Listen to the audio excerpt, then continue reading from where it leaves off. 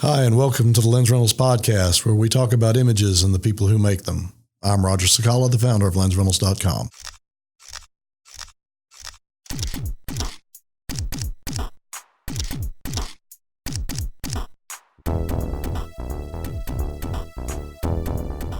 Hi, this is Roger Sakala, and welcome to another episode of the Lensrentals podcast. I have with me again today David Horan, art historian and professor of photography at the University of Memphis.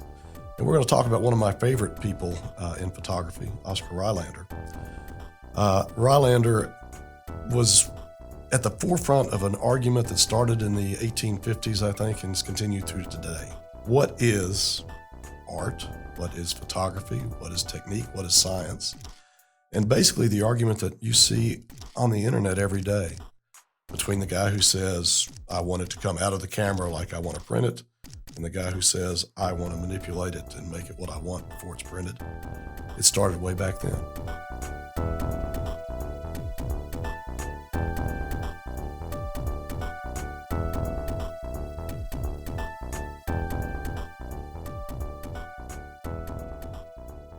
In the last episode, we were talking about Peter Henry Emerson and his idea of what the camera could see and what the human eye normally perceives out in the world, which became sort of the foundation of that argument. So Rylander and Henry Peach Robinson were sort of at the forefront of taking multiple images and creating tableaus from those. Sometimes they were allegories. Sometimes they were purely make-believe images, theatrical types of things, whatever they might be. But yeah, it definitely started a conversation. And for those of us who are used to drawing 4 layers on Photoshop and spending up to 5 or 10 minutes manipulating an image, it's a little different what they went through in those days to create their manipulated image. Incredibly different. Not only was the process itself slower from having to coat the plates, make the images, process the plates, and first even sketching out what they intended to create, it took days, sometimes weeks, to produce single images, if not longer. Well, the image that I think of when I consider this is from 1857, and it's Rylander's 2 Ways of Life, which is a mind-boggling amount of work to make one image. It's an incredible amount of work, and it's really a fascinating image. And it was a huge image.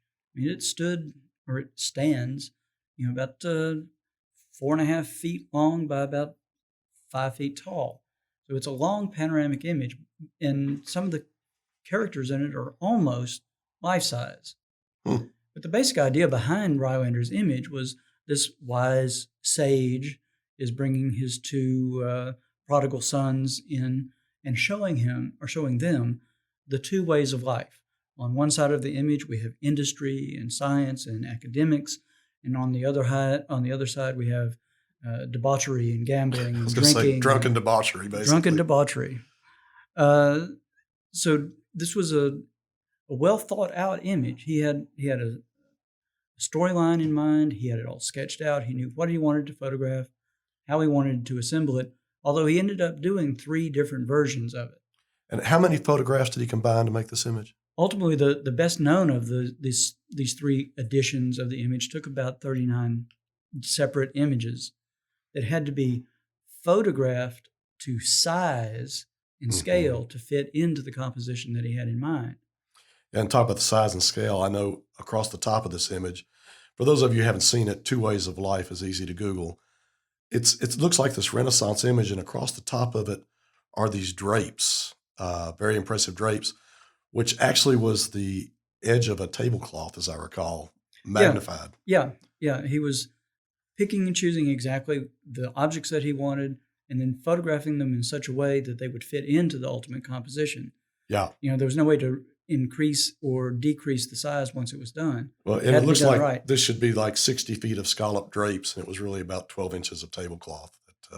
Yeah, and of course, just to bring in a really modern influence into this, if we think about what Thomas Demand does in some of his compositions, creating little small maquettes, tabletop things, and photographing them as if they were life-size rooms and life-size equipment. So it's a tradition that has influenced artists today. But Rylander and Henry Page Robinson were the first to really do it in the 19th century, and they did it in a very believable, but a very labor-intensive sort of way. Mm-hmm. Yeah, when I look at this picture, at my first glance, it looks like a stage production. It is. That's what it's sort of meant to be. Yeah. And that was something that people could relate to, because the major form of drama was going to the theater. Now, this image, after he labored immensely on it, he wanted to enter in some competitions. And as I recall, the Photographic Society of Scotland had something to say about whether this was or was not a photograph. They did, because, of course, it resembled a stage production, Mm-hmm. yet it was too believable and too real, as it were, to be a painting. Yet these were the two, sort of common modes of presenting these sorts of tableau images. Yet the biggest objection, of course, was more or less towards the debauchery side of things, and even floating into the industry side of things, there is several nudes. Nudity. Yeah. And the nude had been part of classical art for eons. And these do look like classical nudes. They do, but they were photographs. They weren't Right. sculptures. They weren't paintings. They were real breasts and genitals, and this was unacceptable. So did they make him drape those out, or what did they do? Exactly. They required that he put a black drape over the left half and even some of the foreground of the center of the image before it could be exhibited. So not only was he doing some of the first composite images, but he was the first to be subjected to photographic censorship. That's interesting. And the photographers, at least a large portion of photographers, never accepted this as a photograph. No, because it was put together. It was not exactly what was in front of the lens when the exposure was made. Yet the painting artists certainly didn't consider it in their genre either. Oh no, it wasn't art. Although in Rylander's mind, he was trying to compete with the painters very specifically in doing this. But they said, no. This is a photographic, we don't know what. And they had no way of classifying it. So, nobody accepted. He was sort of the odd man out. And he actually wrote, and we'll link to it in the podcast, he wrote an apology for photography of art, which is actually really good even today to read. It's an interesting piece. Yeah, and a lot of these artists and these photographers were very well educated. Mm-hmm. So they weren't just doing things and throwing them out there and say, hey, what do y'all think? Right. They were saying, here is what I'm thinking. Here's the way I'm perceiving this new invention, this new medium that we've been given. And, how do we talk about it? How do we use it? It's just sort of like any other science. Now we know what we're doing. What can we do? Another thing he did, not quite to the extreme of this composite, but he made images that were totally posed, studio images, if you would, but were taken as real shots. And Poor Joe is the one I think of when I think of these. It caused quite a stir. Yeah, and this was another example of sort of a genre image or a tableau. It wasn't meant to communicate anything literal or real. It was meant to illustrate an idea. Mm-hmm. And sort of like hiring an actor to say, I'm not really a doctor, but I play one on TV. Right. Therefore, I will endorse this product. Well, so it was a way of making a statement. And in this case, the image is a maybe adolescent or younger boy, torn clothes. Young waif. Young waif would be the word of the day. Barefoot, torn clothes, sleeping on a stairway outdoors, and caused a little bit of a stir. And he was showing what he saw every day. Yeah, but people didn't want to acknowledge that, just right. Sort of like now. The homeless and the street people become sort of invisible. And so he made this image. It actually sold many copies. And he was able to reproduce. Reproduced a lot. But there was some stir because he didn't go find a waif on a stairwell and take his picture. He posed it in a studio. He created it. Almost all of Rylander's images, with the exception of some of the early ones and some of the sort of documentary images that he made or was hired to make, they all had a purpose. They all had a meaning, and he created what he wanted. He created his story. But there was a large group of photographers at that day, and still are today, that if you didn't take the picture in the camera of something that just you captured, it's not real. Right. And if you have to spend all the time in Photoshop and Lightroom and create all these magnificent things, is it really artistic? Is it photography? Is it photography, or is it what you're doing with the image in Photoshop? And so this goes back to the old argument. Yeah, it's always been there. It's 150 years old now. That argument's gone on forever. Yeah. But I think it's really interesting because Rylander kind of got the last laugh on everybody. I mentioned earlier the 6 degrees of Charles Darwin, but Darwin had a big influence on photography, partly because he knew everyone, but partly because he was making a book on the expression of emotions in animals and man, I think is the title. And humans and animals. Humans and animals. And before it went to press, had kind of declared he wanted it illustrated with photographs. Right. Because that was the medium of the day. Right. That was and scientific work until this time had been basically engravings and drawings. And it started to turn over into photography being, which obviously it is, a more accurate way to reproduce scientific things. Yeah, that had been one of the propelling theories behind creating the camera from the start. And it worked great on the pyramids, and it worked great on plants. Yep, and dead people. And dead people. It's a little more difficult to catch expressions with photography. Because they're so fleeting. Right, and we're talking about these 30 and 45-second exposures under the best of circumstances. Let's take a minute, and someone else will talk about something else, and then we'll be back to finish this episode.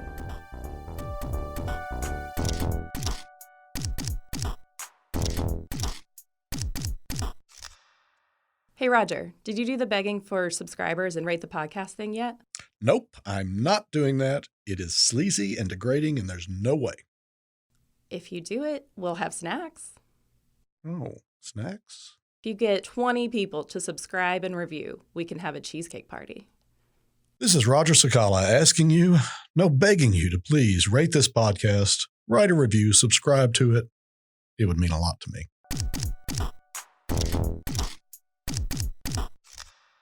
So we backed off quite a bit. Kind of the aside that I find most entertaining is in trying to get human emotions.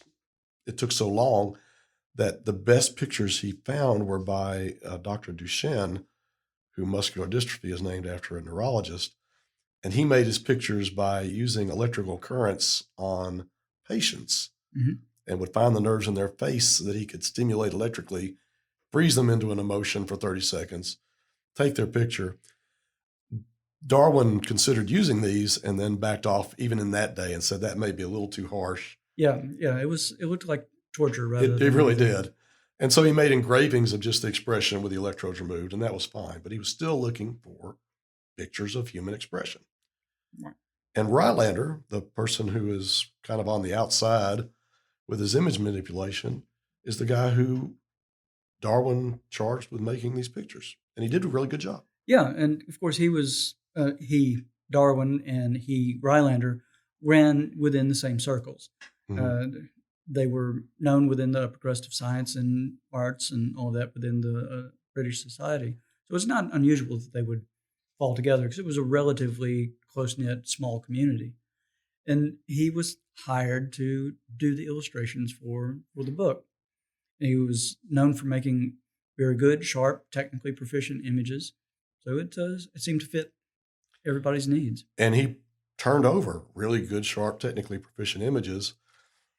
Even though they were staged. Yes. Which is the irony. And really the reason he was able to do what other photographers couldn't is he and his wife were the models, and they were skilled at holding their expressions. Yeah, they were very well practiced. It was sort of like stage actors who could project to the back row. They knew what they were doing. They knew how to create and how to, I won't say falsify, but how to present something as real, even if it was manipulated. Right. And so this book that wanted to have the most scientific photographs to illustrate these concepts actually used staged photographs. Staged photographs. And the most famous of the staged photograph has to be Ginx's baby. And that caused a lot of controversy also. Even in I mean, the the day. Ginx whole history was pretty shady anyway. It's very shady. And I mean, who wants to get rid of the 13th child? I mean, well, come on. but the picture, if for those of you who don't know, is an infant, maybe 9, 10, 12 months, Maybe even a little older than that. maybe a little older than that, but basically sitting in a little smock and crying to beat the band. Yeah, I mean, big eyes, big. You can see it as a crying infant for anybody who's raised children. Right. And the interesting thing is, when the book was released, this image from all the photography critics was the one that they just went, wow, what an amazing technical feat that he caught this. And because, of course, one of the biggest challenges with this is that when a child throws a tantrum, or as my son-in-law would say, a high-speed come apart, the expressions change in fractions of a second. And we're still dealing, as you said, with long exposures. Mm-hmm. So, it's in a way kind of dumbfounding that anybody who had any experience seeing or knowing about Rylander would look at this and say, oh, all of a sudden you completely fixed all the technical problems and you were able to get this in a split second. And if you look at the image, it's obviously a split-second image. I mean, hair that should be flying around is in place. Yeah. And everybody, just went, oh, wow, what an amazing technical feat. And the reality is what he did was he had taken a very wide-angle image, which in those days you could get some shorter exposure times with, Mm-hmm. cropped it way down to show just the baby. And in the original image, the baby is actually in a holder. Mm-hmm. And he kind of took that negative, put it in his window, blacked out, let the sun shine through one of his big enlarging lenses onto a pad, and he made a chalk drawing of his photograph, much enlarged. Then he photographed the chalk drawing. Mm-hmm. He was obviously a pretty good artist because everybody bought this. Yeah, he was classically trained. And so you see this picture and it's amazing, but it's actually a picture of a drawing.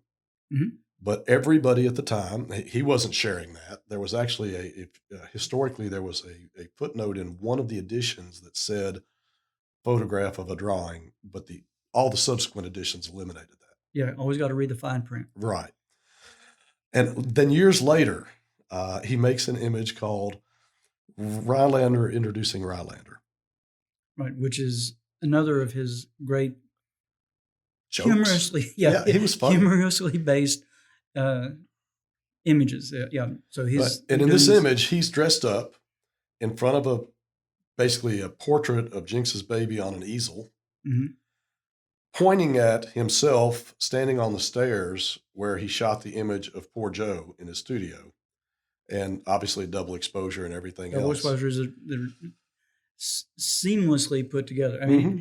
if he had Photoshop back then, he would have been. He didn't need kings. it. I mean, this guy did it with negatives. And you look at that image today and it's like, how did you do that? He would give Jerry Yulesman a run for his money, Mm-hmm. most definitely. But that was kind of Rylander's last laugh, is going, I had it over on you all these years, because this is like 8 or 9 years after the book was released. Yeah. Yeah. So I've always enjoyed that story.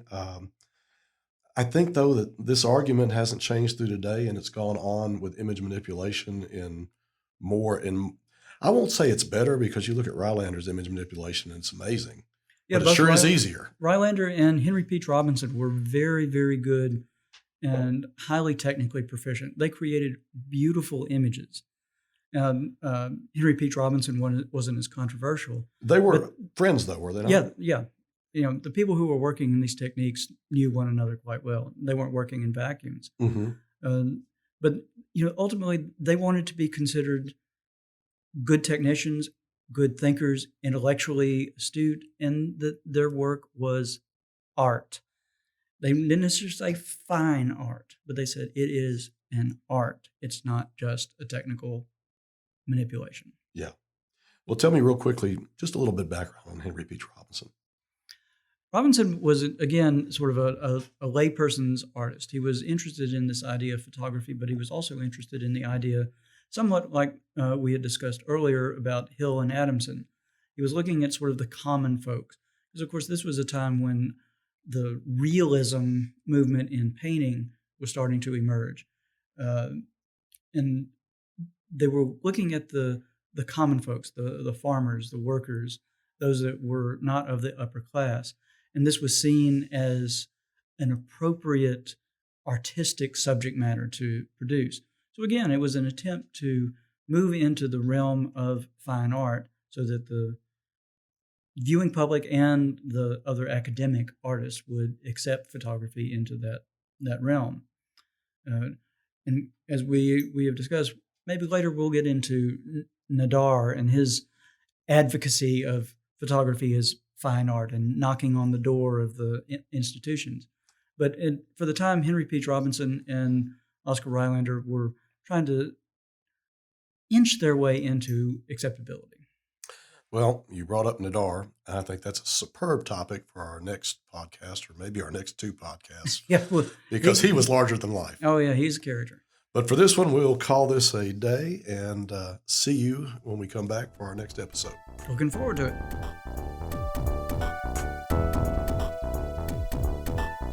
Thanks for listening to the Lensrentals podcast. If you have any questions or comments, let us know at podcast@lensrentals.com. I'll leave you today with this quote by Steven Spielberg.